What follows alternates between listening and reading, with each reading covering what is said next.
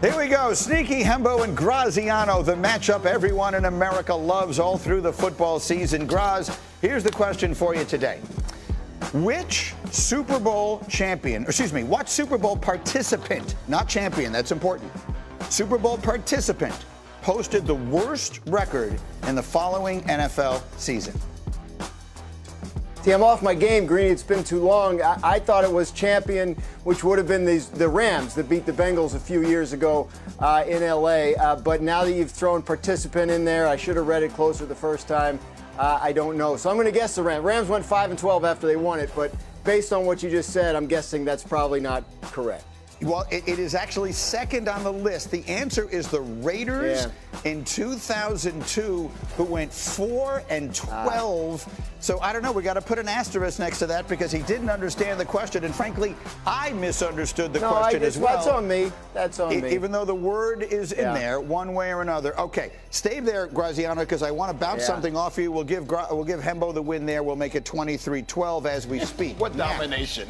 Let's get on to this. The NBA world is still buzzing after the Mavericks leap in Monday's draft lottery. Dallas intends to select Cooper Flagg. That was the reporting yesterday, that they will not entertain the possibility of trading the pick.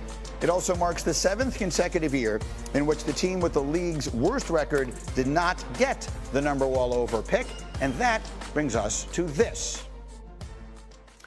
I would like right now to pitch what I believe might be the highest rated show in the history of sports television. Here it is.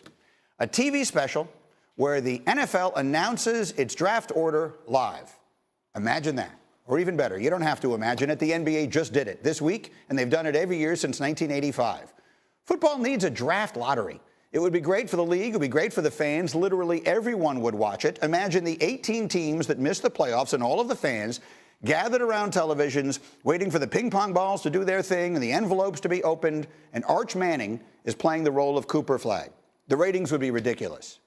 But that's not the reason to do it. The thing about the lottery is it's a good idea. Tanking is a scourge. It is the worst thing in sports. Losing should never be incentivized. The NFL has always strived for parity. It's a great idea. It has served them well. But the trouble is, as their season has gotten longer, the bottom is starting to fall out of that a little.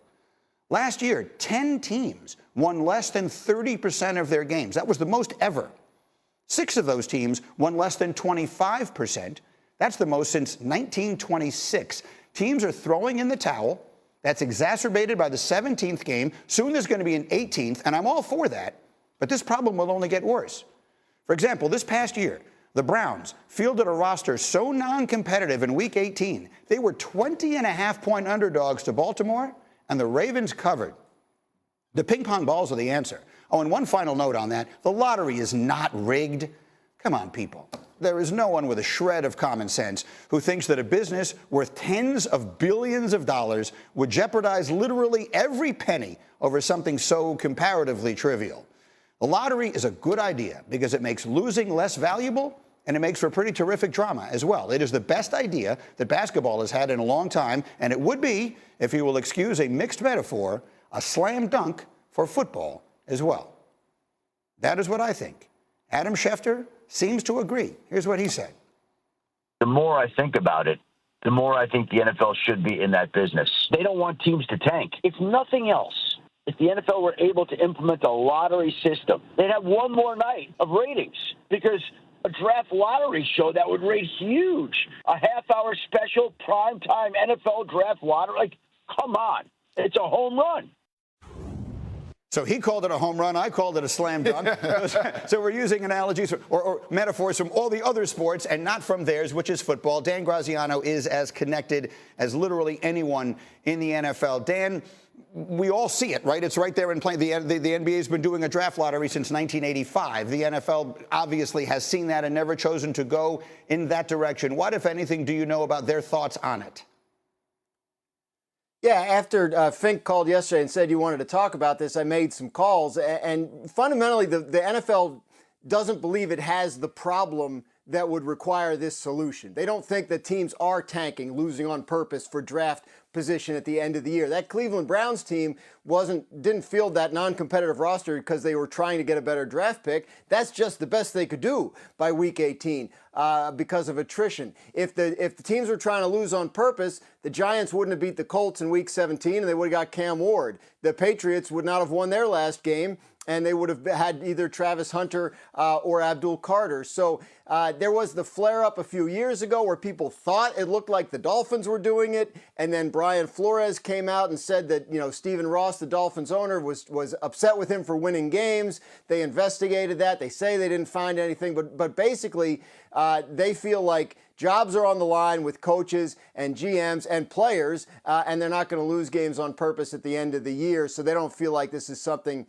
that they have to do. To Schefter's point, would you do it just for the off-season TV ratings? And I think when it has come up, which it's never gotten to the point where they were voting on it or about to vote on it, but if it's ever come up, I think that's been the context of, like, is this worth grabbing another night in the off season and making it hours in the middle of a slow time of year? But it doesn't sound like it's anything that's imminent. In fact, they're looking the other direction. They're trying to see if they need to reseed their playoff teams as opposed to worrying about what's going on at the bottom of the standings. All fair. I want to make it 100% clear. I am not suggesting that any player has ever taken the field without the intention of trying to win in basketball or in football. There are some peculiarities about the games that we're talking about here. That New England game, they started Joe Milton at quarterback. Buffalo tried even harder to lose that game because they didn't want New England to get the first pick. And I don't think that fans should ever be in a position where they're upset their team won. How many fans, Graziano, did we have coming up to us? The Giants, why the hell did they win that last game? They should never be incentivized to lose. It should never be better to lose than to win a game. And, Greeny, one more thing that's additive there on top of that is the fact that, hey, look,